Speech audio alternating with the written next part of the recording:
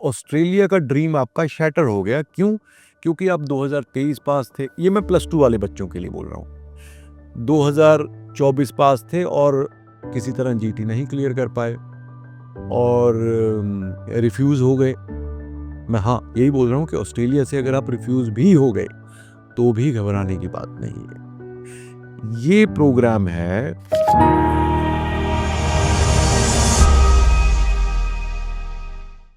दोस्तों, आज मैं बात करने वाला हूँ आपके साथ दो कंट्रीज की बात एक ही वीडियो में करूँगा।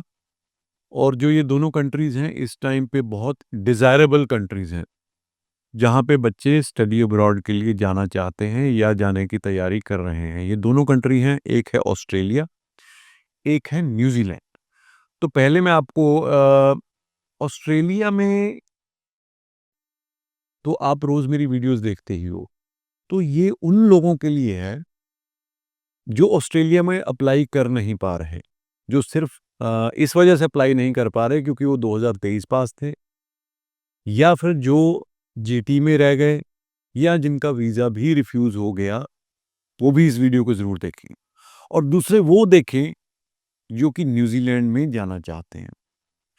तो पहले मैं बात करूँगा, न्यूज़ीलैंड में एक प्रोग्राम है जिसका नाम है diploma in civil engineering and construction. Civil engineering, building and construction. आप सभी जानते हैं कि ये जो पर्टिकुलर ट्रेड है, diploma of civil engineering and construction की अगर मैं बात करूं, ये हर जगह हाईली डिज़ायरेबल है। ऑस्ट्रेलिया में हम यहाँ से डिप्लोमाज के लिए नहीं जा सकते। उसका रीज़न है कि डिप्लोमा में वीज़ाज नहीं मिलते। बट न्यूजीलैंड में ऐसा नहीं है। न्यूजीलैंड में आप डिप्लोमा में भी जा सकते हैं, आप बैचलर्स या मास्टर्स में भी जा सकते हैं। तो visa success rate almost similar है, थोड़ा बहुत ऊपर नीचे होगा। अब ये जो डिप्लोमा है, ये 2 साल का डिप्लोमा है। 240 क्रेडिट है इसके टोटल, और लेवल 7 का डिप्लोमा है। इस डिप्लोमे के बाद जो ये डिप्लोमा उन ऑक्यूपेशंस के लिए क्वालिफाई करता है जो ग्रीन लिस्ट में ऑक्यूपेशन है। जैसे अपना प्रोजेक्ट मैनेजर की जॉब है, या फिर सिविल इंजीनियरिंग टेक्नीशियन की जॉब है, तो वो ग्रीन लिस्ट की जॉब्स हैं जिसमें ये डिप्लोमा के ग्रेजुएट्स जो हैं वो क्वालिफाई करते हैं। और तो that leads to their permanent settlement in New Zealand. अब मैं पहले इसी की बात कर लूँ, इसकी रिक्वायरमेंट क्या है। ये ऑकलैंड में है और इसकी जो रिक्वायरमेंट है वो है 3 साल का डिप्लोमा इन सिविल इंजीनियरिंग, वो भी जा सकता है। Bachelors in civil and construction का अगर किसी ने बैचलर्स बीटेक की हुई है वो भी जा सकता है, क्योंकि लेवल 7 में मोस्टली बैचलर वाले स्टूडेंट्स ही क्वालिफाई करते हैं। बट दे हैव अलाउड कि अगर किसी ने 3 साल का डिप्लोमा, जो कि स्टेट टेक्निकल एजुकेशन बोर्ड की तरफ से होता है, चाहे वो चंडीगढ़ का हो, चाहे वो पंजाब का हो, हरियाणा का हो, राजस्थान का, कहीं का भी हो, तो वो भी इसमें क्वालिफाई कर सकता है, बशर्ते उसने सिविल का डिप्लोमा किया हो। इसमें एक और इन्होंने चीज़ कर दी है कि अगर आपने आर्किटेक्चरल का भी कोर्स किया हुआ है, ग्रेजुएशन की हुई है या डिप्लोमा किया हुआ है, then also you qualify for this program. IELTS requirement is very reasonable. Overall 6 not less than 5.5, जो मुझे लगता है कि हर एक बच्चा ले सकता है। फीस कितनी है? 2 साल का प्रोग्राम है। इसकी फर्स्ट ईयर की जो ट्यूशन फीस है वो 19,000 न्यूजीलैंड डॉलर है। सेकंड ईयर की ट्यूशन फीस $10,620 है। यानी कि अगर हम 2 साल की फीस को टोटल करें तो अप्रोक्सीमेटली 30,000 न्यूजीलैंड डॉलर है। इसमें सेकेंड ईयर की इंश्योरेंस इंक्लूडेड है, और पहले की भी अगर हम इंश्योरेंस कर लें तो टोटल विद इंश्योरेंस जो इसकी फीस बनती है 30,000 न्यूजीलैंड डॉलर बनती है। और आपको ये भी पता है कि न्यूजीलैंड में जो लिविंग एक्सपेंस है वो भी आपको दिखाने पड़ते हैं जब तक कि आपकी पढ़ाई है। तो क्योंकि ये 2 साल का प्रोग्राम है, वहाँ पे लिविंग एक्सपेंस 1 साल के 20,000 न्यूजीलैंड डॉलर हैं, तो 2 साल के 40,000 हो गए। तो 30,000 2 साल की ट्यूशन फीस हो गई, 40,000 लिविंग एक्सपेंस हैं जो हमने दिखाने, तो टोटल 70,000 न्यूजीलैंड डॉलर हमें दिखाने हैं। तो इसको अगर हम इंडियन रुपीस में कैलकुलेट करते हैं तो अप्रोक्सीमेटली 35 लाख के फंड्स आपको दिखाने हैं, जो कि मेरे हिसाब से अगर हम ऑस्ट्रेलिया के मुकाबले में कंपेयर करें तो कम है। अ, आपको लोन्स वगैरह भी मिल जाता है, एजुकेशन लोन भी मिल जाता है। तो ये इतना पैसा आप मैनेज कर सकते हैं दिखाने के लिए। और जो 40,000 आपने दिखाना है, वो दिखाना ही है। और मोस्टली जो आजकल वीज़ा न्यूज़ीलैंड के आ रहे हैं, उसमें एफटीएस के बिना, यानी कि आपको साल की ट्यूशन फीस ही पे करनी है वीज़ा आने पे मोस्टली। ऐसे केस भी हो सकते हैं जिसमें एफटीएस यानी कि 1 साल की आपको लिविंग भी जमा करवानी है, बट मोस्टली 1 साल की फीस ही है। तो अगर हम इसकी बात करें तो $19,000 न्यूज़ीलैंड की अगर हमें फीस देके जाना पड़े, तो वीज़ा लगने के बाद इसको हम करें कैलकुलेट, तो तकरीबन 10 लाख के करीब जो है आपका खर्चा इसमें आएगा 1 साल की फीस का। अगले साल की फीस 5 साढ़े 5 लाख ही है। तो बहुत रीज़नेबल स्टडी प्रोग्राम है। ट्रेड एंड टेक्निकल का, इंजीनियरिंग का प्रोग्राम है, जिसके बाद जॉब अपॉर्च्युनिटीज़ भी हैं। You qualify for equal amount of, यानी कि जितनी देर की आपकी पढ़ाई है उतना आपको पोस्ट स्टडी वर्क परमिट भी मिलेगा। और अगर आपने 2023 में अपनी डिप्लोमा या ग्रेजुएशन की है, 22 में भी की है, उसके बाद आपके पास you can justify the gap, you are open to apply. तो एक तो ये हो गया। दूसरा, जैसे मैंने बोला कि ऑस्ट्रेलिया का ड्रीम आपका शैटर हो गया। क्यों? क्योंकि आप 2023 पास थे। ये मैं प्लस 2 वाले बच्चों के लिए बोल रहा हूँ। 2024 पास थे और किसी तरह जीटी नहीं क्लियर कर पाए और रिफ्यूज़ हो गए। मैं हाँ, यही बोल रहा हूँ कि ऑस्ट्रेलिया से अगर आप रिफ्यूज़ भी हो गए, तो भी घबराने की बात नहीं है। ये प्रोग्राम है, 1 सेकंड, ये मैं बात कर रहा हूँ New Zealand diploma in IT technical support level 5। ये जो प्रोग्राम है, ये 1 साल का प्रोग्राम है लेवल 5 का। And this leads to bachelor of IT in Griffith University, Australia. So it's a pathway to an Australian government university, जो कि ब्रिस्बेन और गोल्ड कोस्ट में है, जहां मैं अभी पिछले हफ्ते जाके आया हूं। वो भी वीडियो आपको दिखाऊंगा।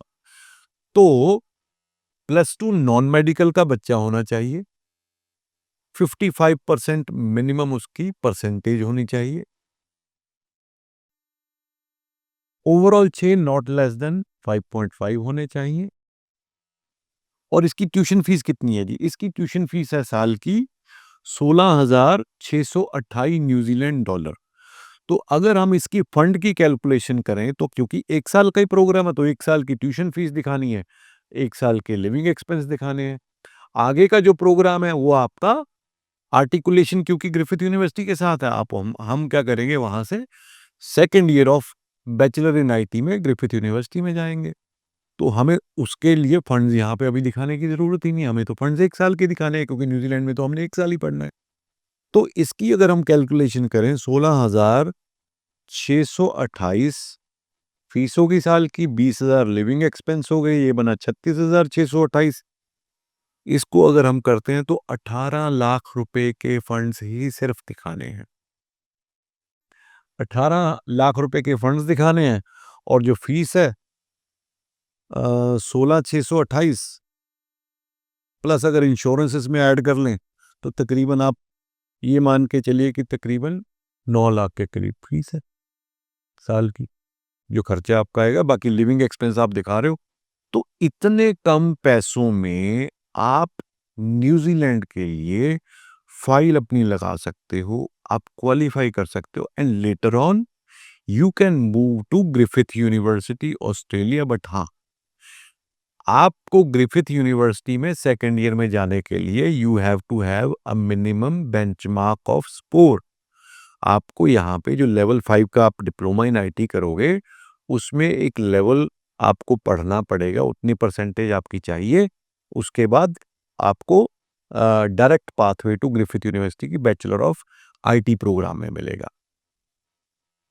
अब आपको दोबारा जब वहां से आप ग्रिफिथ के लिए करेंगे अप्लाई, तो आपको, क्योंकि न्यूजीलैंड और ऑस्ट्रेलिया की जो एजुकेशन है, तो उसमें जो आपको इंग्लिश का प्रोफिशिएंसी के लिए शायद शायद इसलिए बोल रहा हूँ, क्योंकि जो असेसमेंट आपकी होगी उस टाइम पे भी वो आपकी एज एन इंडियन स्टूडेंट होगी, एज एन न्यूजीलैंड, क्योंकि आपका पासपोर्ट जो आप होल्ड कर रहे हो वो इंडियन स्टूडेंट ही है, बट लाइक्लीहुड ये है कि आपका आइल्स या पीटी वेव ऑफ कर दे ग्रिफिथ, क्योंकि आपने फर्स्ट ईयर ऑफ एजुकेशन आपने न्यूजीलैंड की कॉलेज में किया है, तो वो भी।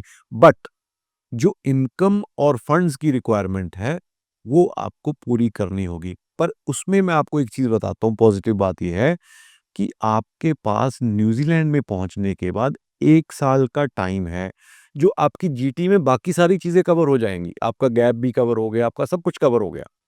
जो आपके फाइनेंशियल्स है, उसकी आप प्लानिंग 1 साल में कर सकते हैं, तो वो कोई दिक्कत नहीं आएगी।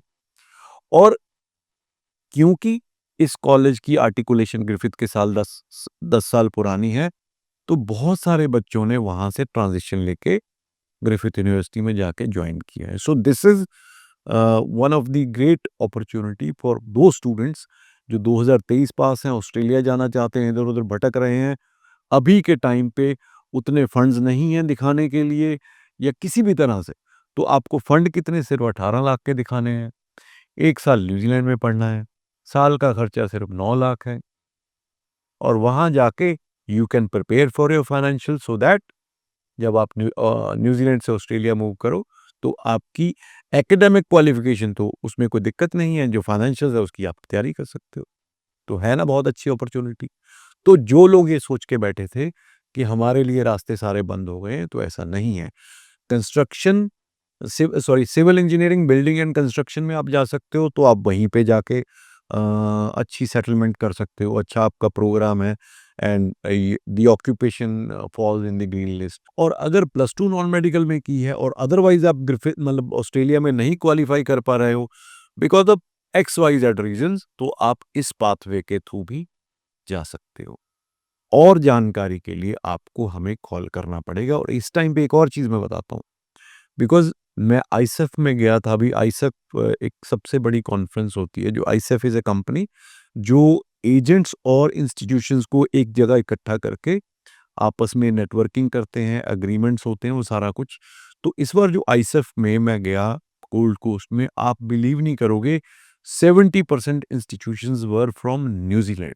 क्योंकि न्यूज़ीलैंड में उनको ये बताया गया है उनकी गवर्नमेंट की तरफ से कि आने वाले 3 से 4 साल में जो वीज़ाज़ का पहले एक तरह से ड्राई पड़ा था, होते थे, नहीं होते थे, they are open to international students, specially from India, because उनके प्राइम मिनिस्टर इंडिया में 1 महीना पहले आके गए हैं। They had a meeting with all the stakeholders and assured them कि हम इंडिया से जल्दी वीज़ा प्रोसेस करेंगे and we will be open to welcome the Indian students with open arms. तो ये एक अपॉर्चुनिटी है जो मुझे लगता है आपको मिस नहीं करनी चाहिए। Thank you so much.